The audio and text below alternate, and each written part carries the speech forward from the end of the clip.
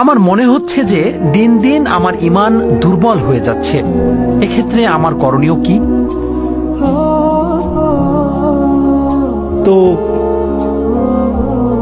আমরা সোশ্যাল মিডিয়ার যুগে বসবাস করছি, আর সোশ্যাল মিডিয়া যা করছে এর মাধ্যমে আপনি এমন সব মানুষকে দেখতে পান যারা আপনার চেয়ে বেশি বুদ্ধিমান, যারা আপনার চেয়ে বেশি সুদর্শন, যারা আপনার চেয়ে বেশি অর্থশালী, যারা আপনার চেয়ে ভালো বাড়ির অধিকারী, তাদের কণ্ঠস্বর আপনার চেয়ে বেশি মাধুর্যপূর্ণ, তারা আপনার চেয়ে বেশি মেধাবী, তারা আপনার চেয়ে বেশি জনপ্রিয়, তারা আপনার চেয়ে বেশি সুখী, তারা আপনার চেয়ে ভালো খাবার খায়, তাদের যা কিছু আছে তার সবই ভালো, যার কারণে আপনার মনে হয় যে আপনার যা কিছু আছে তার সবই খারাপ।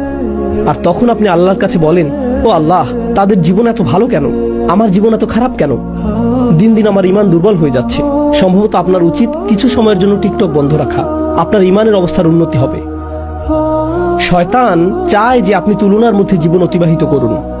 প্রথম থেকেই সে নিজেকে আদম আলাইহিস সালামের সাথে তুলনা করেছিল, এটাই তাকে ধ্বংস করেছে।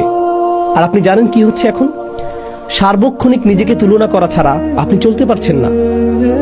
মেয়েরা নিজেকে অন্য মেয়ের সাথে তুলনা করছে এবং বলছে, অমুক আমার চেয়ে লম্বা, অমুক আমার চেয়ে চিকন, অমুকের ত্বক আমার চেয়ে ভালো, অমুককে মানুষ বেশি পছন্দ করে, অমুকের দাঁত বেশি সুন্দর, অমুকের জামা কাপড় বেশি সুন্দর, অমুকের বিয়ে হয়ে গেছে, ও মাই গড, অমুকের বাচ্চা হয়ে গেছে, আমার এখনো বিয়েই হয়নি, অমুক পড়ালেখা শেষ করে ফেলেছে, আমি এখনো ফার্স্ট ইয়ারই শুরু করিনি।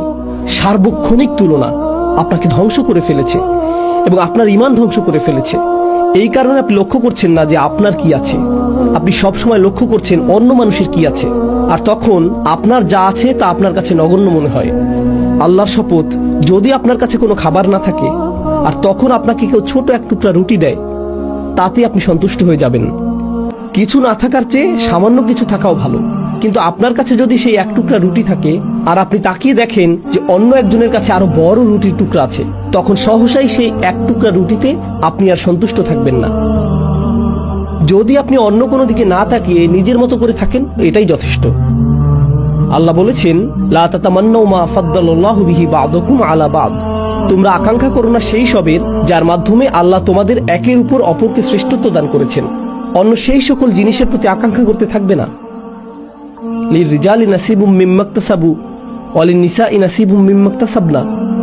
পুরুষরা যা উপার্জন করেছে তাতে তাদের একটি অংশ রয়েছে এবং নারীরা যা উপার্জন করেছে তাতে তাদের একটি অংশ রয়েছে। ওয়াসআলুল্লাহা মিন ফাদলিহি, অর্থাৎ যদি তোমরা উত্তম কিছু আশা করো, আল্লাহর নিকট যা আছে সেই অনুগ্রহের জন্য প্রার্থনা করো। আল্লাহর কাছে এই প্রার্থনা করবে না যে ও আল্লাহ, তার কাছ থেকে এটা কেড়ে নিয়ে আমাকে দিন। না না না না না, আল্লাহর নিকট যা আছে তা থেকে চান।